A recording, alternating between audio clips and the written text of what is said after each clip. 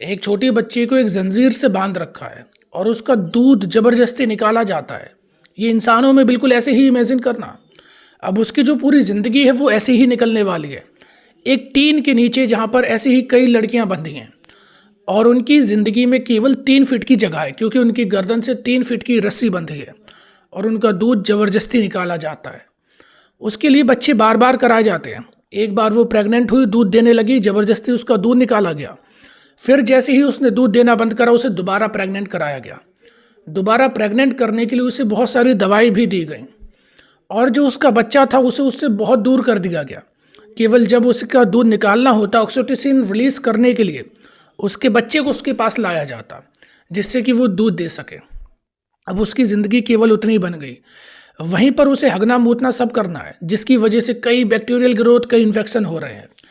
लेकिन क्योंकि मार्केट में उसके दूध की डिमांड है, मार्केट में जो बड़े अमीर लोग हैं कुछ ज़्यादा, उन्हें उसका दूध चाहिए, तो ये प्रोसेस चलती जा रही है। कोई भी उनकी दुख तकलीफ को नहीं देख रहा है। वो दूध नहीं देती तो उसके ऑक्सीटोसिन का इंजेक्शन लगाया जाता, जिससे कि उसे बहुत प्रॉब्लम होती। अब क्योंकि ऐसी बहुत ज़्यादा तादाद में ऐसी बंधी थी, तो उनकी मशीन लगा दी गई, जिसकी वजह से वो दूध दें। अब कभी कभी क्या होता कि वो मर जाती, जो उनका बच्चा होता, ज़्यादातर जो लड़कियां होती उनकी वो मर जाती, तो उनकी खाल में भूसा भर दिया जाता। अंदर की हड्डियाँ सब साफ करके केवल उनकी खाल में भूसा भरा जाता और वो उस भूसे के ज़रिए जब वो दिखाई जाती तो उस खाल की थोड़ी सी महक आती, तो माँ पहचान लेती कि ये मेरी बच्ची है, जिसकी वजह से वो दूध देने लगती। और जो उनका लड़का होता, क्योंकि वो कोई काम का नहीं है, तो उसे यूं ही फेंक दिया जाता, वो ऐसे ही मर जाता। या जब ट्रांसपोर्ट का टाइम आता तो वहाँ पर वो दब के मर जाता अपनी ही माँ के पैरों तले। और अगर वो थोड़ा बड़ा भी करा जाता तो उसे बेच दिया जाता कि उसका बीफ एक्सपोर्ट हो सके, उसे बेच दिया जाता कि उसकी खाल से चमड़ा बन सके। ये जो सुन रहे हो तुम अभी, इंसानों में इमेजिन करो इसे ज़रा, कि हम इंसानों के साथ ऐसा हो रहा है, लड़कियां बंदी और लड़कों को ऐसे मारा जा रहा है। कुछ पावरफुल लोग, कुछ ताकतवर लोग ऐसा ही कर रहे हैं। लगा बुरा? थोड़ा समझ में आई बात? यही चीज़ हम जानवरों के साथ कर रहे हैं, यही चीज़ हम गाय, भैंसों, बैलों के साथ कर रहे हैं। उनमें से जिन बैलों की हमें ज़रूरत होती उन्हें भी हम बांध लेते, उन्हें खिला पिलाकर तगड़ा करते। इसलिए करते कि इसका जो स्पर्म है वो अच्छा है, इसके स्पर्म से, अच्छी क्वालिटी के स्पर्म से अच्छी गाय या भैंस और प्रोड्यूस होंगी, जिससे कि हमारा दूध का धंधा बहुत ज़्यादा बढ़ेगा। लेकिन हमने उनकी ज़िंदगी पता क्या बना दी? उन्होंने अपनी ज़िंदगी में केवल 3 से 4 फीट की जगह देखी है, जहाँ पर उन्हें बांध रखा है, वहीं पे वो खाना खाती हैं, वहीं पर वो हकती मूतती हैं और बस वहीं पर उनकी ज़िंदगी ख़त्म हो जाती है। और जब वो कुछ सालों बाद दूध देना बंद कर देती हैं, तो ये भी बिल्कुल इंसानों में इमेजिन करना, अपनी माँ के लिए, अपनी बहन के लिए इमेजिन करना कि जब वो दूध देना बंद कर देती तो एक जगह ले जाकर उसकी गर्दन को काट दिया जाता, अलग कर दिया जाता, उसका मांस एक्सपोर्ट करके अलग अलग देशों में भेजा जाता, उसकी चमड़ी से अलग अलग कई प्रोडक्ट बनाए जाते। ये रियलिटी है हमारे समाज की। और इस समाज से हम क्या उम्मीद कर सकते हैं कि इनमें मानवता होगी, इंसानियत होगा या प्यार होगा?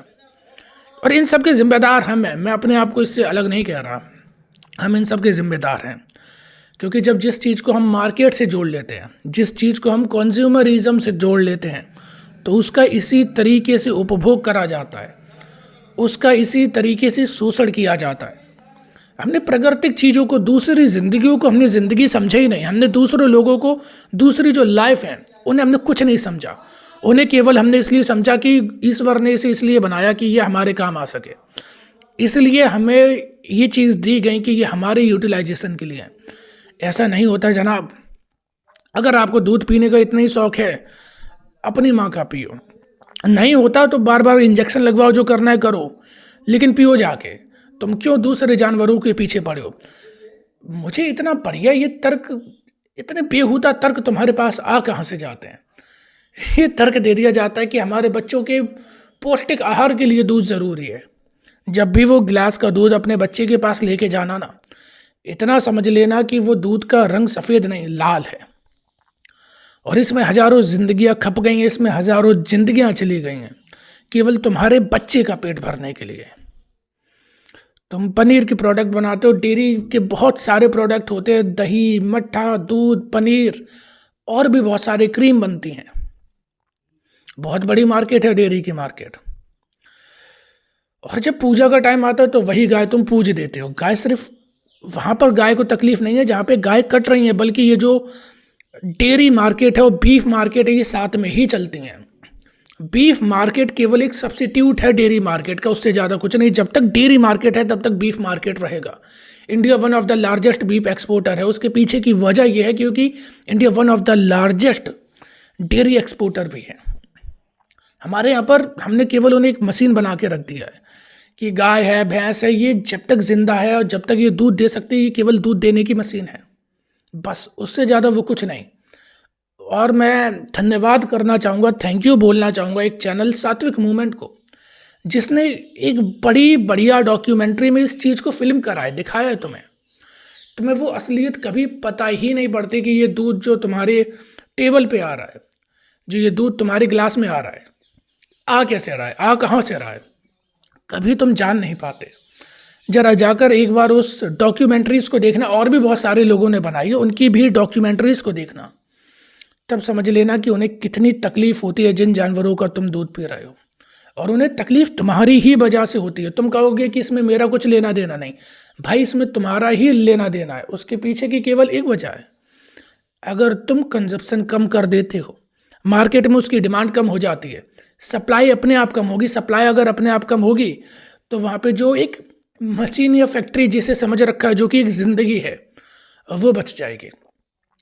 आज इंडिया में पता बहुत बड़ी प्रॉब्लम है कि गाय बहुत ज़्यादा है।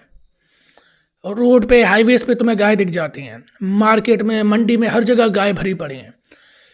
खेतों में भी किसानों के लिए एक बड़ी प्रॉब्लम है कि गाय बहुत ज़्यादा है, लेकिन ये गाय आती कहाँ से हैं? इतनी ज़्यादा गाय कैसे हो गई? वहीं तुम दूसरी तरफ जो जंगली जानवर हैं, जो इंसानों के डायरेक्ट कंजप्शन के लिए नहीं है, उनकी संख्या इतनी कम होती जा रही है कि सरकार करोड़ों के पैकेज अनाउंस करती है कि इनकी लाइफ को बचाओ, ये वल्नरेबल हो रहे हैं, एक्सटेंशन की कगार पे आ चुके हैं, ये खत्म हो रहा है, इन्हें बचाओ, करोड़ों का पैकेज डालो इनके लिए।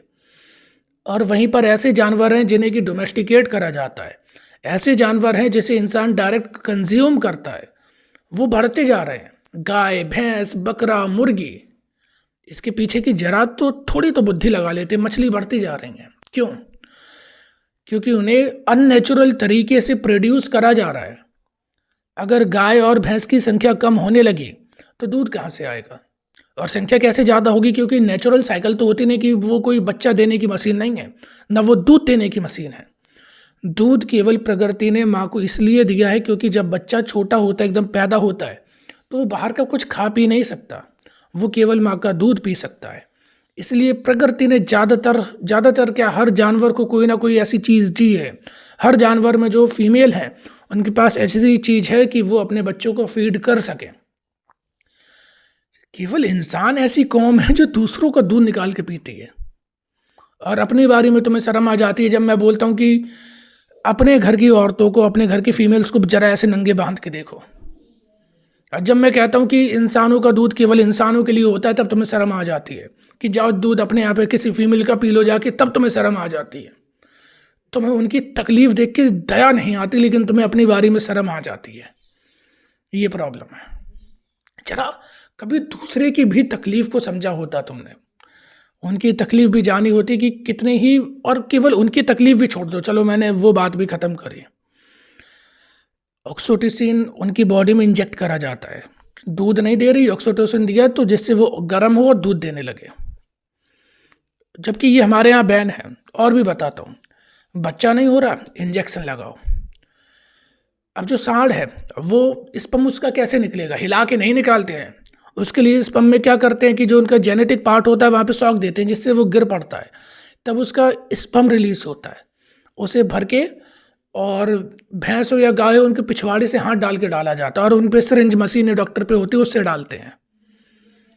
आई बात समझ में? कभी ये प्रोसेस ऑनलाइन सब वीडियो डली है, तुम जो छिनरई पे या उल्टी सीधी चीज़ों पे अपना वक्त लगाते हो, तो ज़रा एक बार ये भी देख लिया करो।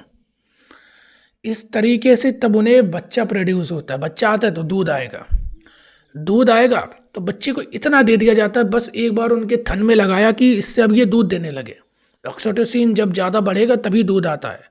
ममता की जिसे भावना बोलते हो। दूध आया तुरंत बच्चा हटाया, मशीन लगा दी या फिर दूहने लगे।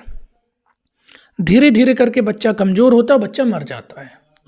मर गया तो उसकी जो खाल है उसमें भूसा भर दिया, लो उसे महक तो आएगी कि वो देखो मेरा बच्चा है, उसे क्या पता बच्चा निपट चुका है। महक आएगी बस, फिर ऑक्सीटोसिन रिलीज, फिर दूह लिया। दिन में ऐसे भी लोग हैं जो 3 से 4 बार भी दूहते हैं। डेयरीज में ये हाल है। तो मैं तुम्हें बताना चाहता हूँ, चाहे कितना भी तुम हल्ला मचा लो कि सरकार ये नियम बना दे, ऐसा कर दे, वैसा कर दे, कुछ नहीं होने वाला। मार्केट में अगर डिमांड बीफ की होगी तो बीफ सप्लाई होगा, उसके लिए ये प्रोड्यूस करे जाएंगे। मार्केट में अगर डिमांड लेदर की होगी तो उसके लिए ये जानवर मारे जाएंगे। मार्केट में अगर डिमांड दूध की ज़्यादा होगी, रुपये ज़्यादा खर्च करेंगे तो बचाएंगे क्या? ज़्यादा मुनाफा बनाना ना। इनकी कंडीशन जैसी भी हो, बस इन्हें दूध देते रहना है। दूध की ये फैक्ट्री है। दूध आएगा कैसे? ये सारे प्रोसेस से आएगा। दूध आएगा कैसे? इन सब का शोषण करके आएगा। वही दूध आप अपने बच्चों को देते हो अपने लिए।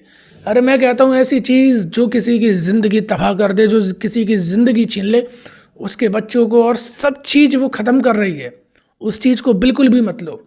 और इनके अंदर जितनी दवाइयाँ, टॉक्सिन्स और हार्मोन इंजेक्ट करे जा रहे हैं, और जिस कंडीशन में ये जहाँ पे गोबर पेशाब सब होता है वहीं पर बैठ रही हैं, वहीं पर रह रही हैं, दिन भर केवल एक जगह पर बंधी हैं, तुम्हें क्या लगता है ऐसा दूध तुम्हारे बच्चों के लिए और तुम्हारे लिए सेफ है? ये दूध बिल्कुल जहर के बराबर है। दूध, कृष्ण की अगर बात करते हो ना, कि कृष्ण भी तो दूध पीते थे। कृष्ण अगर दूध पीते थे तो घंटों घंटों दिन में गाय चराते थे। तुम अपनी बिल्डिंगें छोड़ दो, जाओ गाय चराओ, जाके गाय चराओ, घंटों चराओ, उसका दूध निकालो, पियो। ठीक है, ऐसा अगर कर सकते हो कि गाय अगर 2 लीटर दूध दे रही है, ठीक है, उसमें आधा लीटर चलो उसके बच्चे को दे दिया, बाकी 1.5 लीटर तुमने रख लिया। ये करने की अगर कुव्वत हो तब कृष्ण का नाम लिया करो, और नहीं तो प्लीज़ उनकी ज़िंदगी उन्हें जीने दो। ज़िंदगी के ऊपर सबका अधिकार है, और जब भी किसी का दर्द समझना हो, अपने अंदर कॉम्पैशन अगर डेवलप करना हो, उसकी स्थिति में खुद को रख के देख लेना, उसकी हालत में खुद को रख के देख लेना, तब तुम्हें एहसास होगा। उसकी परिवार की जगह अपना परिवार रख के देख लेना। जानवर है, उनमें ये सोसाइटल सिस्टम नहीं होता, उनमें फैमिलियल सिस्टम नहीं होता, लेकिन मदर और चिल्ड्रन का बॉन्ड हर जगह होता है। फादर का नहीं होता, मदर और बच्चे का बॉन्ड होता है।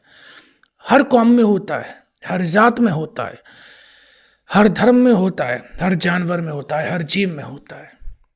उस बॉन्ड को बर्बाद मत करिए। और जो देख रहे हो ना कि इंसान कैसे अपने माता पिता के साथ कर देता है, भाई तुम दूसरों के साथ यही उसे दिखाते आए हो, उसकी माँ मारती लो। तुम जब उसे दूसरे जानवरों के प्रति, हर एक एक कण के प्रति प्रेम नहीं सिखा रहे हो, तो वो तुम्हारे प्रति कैसे कर लेगा? साइकोलॉजी तो यहाँ से खराब हो जाती है। अगर इस दुनिया को सच में बेहतर बनाना चाहो ना, तो इसके ज़र्रे ज़र्रे से प्यार करना, मोहब्बत करना सिखा दो। तुम्हारी ज़िंदगी भी बेहतर हो जाएगी, ये दुनिया भी बेहतर हो जाएगी।